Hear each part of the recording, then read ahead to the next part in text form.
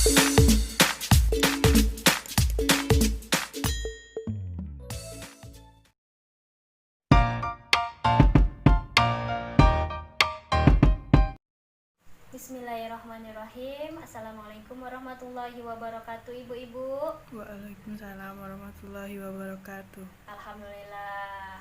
Apa kabarnya ibu-ibu hari ini? Alhamdulillah sehat. Alhamdulillah. Jadi kalau misalnya saya bertanya, apa kabarnya ibu-ibu hari ini? Ibu-ibu Arab menjawab, Alhamdulillah, luar biasa, selalu lebih baik. Oke, ibu-ibu? Bisa? Oke, sekarang kita coba ya ibu-ibu. Apa kabarnya hari ini? Alhamdulillah, luar biasa, selalu lebih baik. Oke, terima kasih ibu-ibu.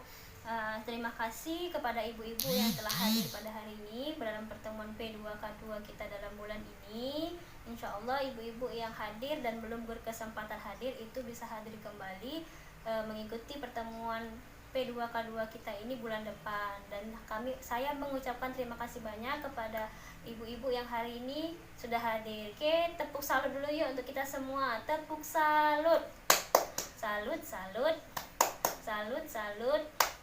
Salut. Oke, ibu-ibu. Jadi sebelum kita memulai materi hari ini, ibu-ibu masih adakah yang ingat materi minggu lalu? Materi bulan lalu, Bu ya. Maaf, Bu. Materi bulan lalu. Iya, coba Ibu Ani.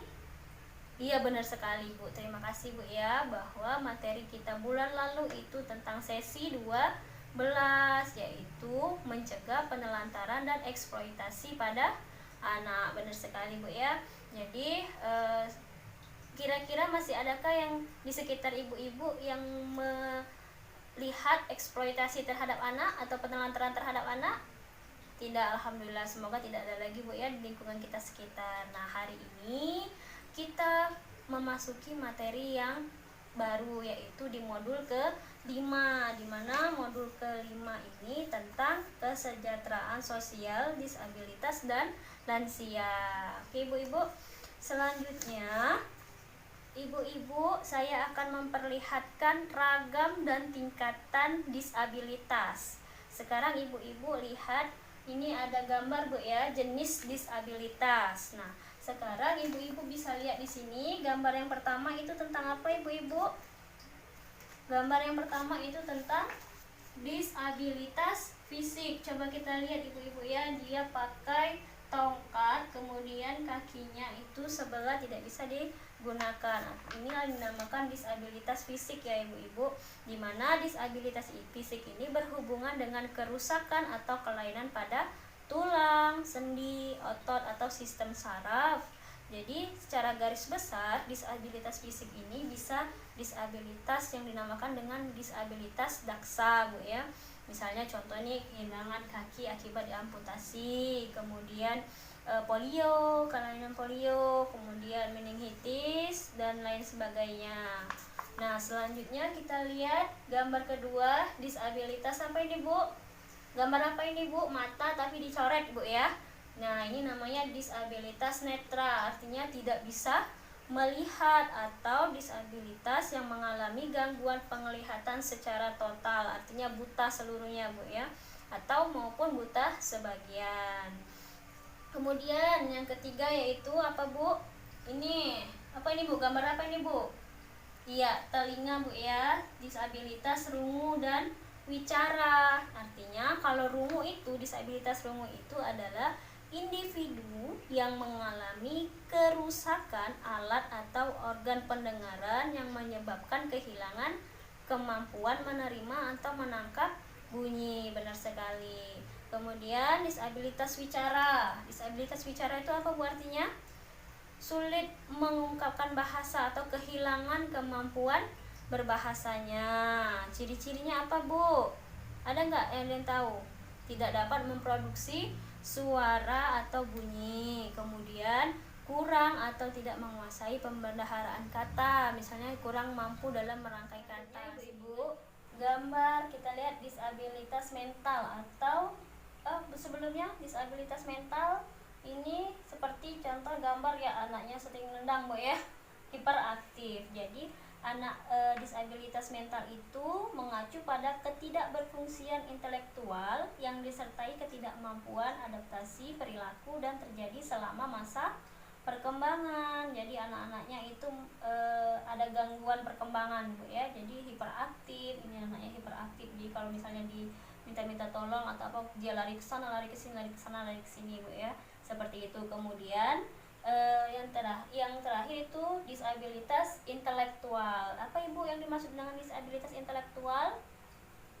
Atau kata lainnya ibu-ibu, Down syndrome. Jadi Down syndrome itu mencakup bahwa dia memiliki kelainan yang namanya pengetahuan, kelainan intelektual, kelainan pengetahuan, sehingga terjadilah yang namanya Down syndrome. Anak-anak yang mengalami Down syndrome ini biasanya memiliki ciri tersendiri Bu, ciri khusus, yaitu misalnya kelainan jantung atau kelainan apa seperti itu Bu ya. Biasanya anak-anak Down syndrome ini perlu perhatian lebih dari orang tuanya atau tenaga pendidik di sekolahnya. Kemudian ibu-ibu, di sini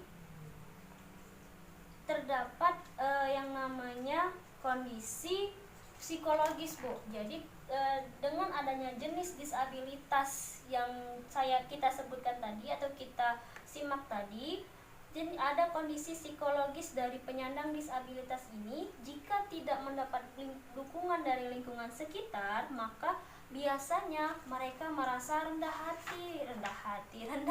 diri, benar sekali, rendah diri. Sebab sudah itu kurang percaya diri di depan orang-orang, mengisolir diri atau menyendiri.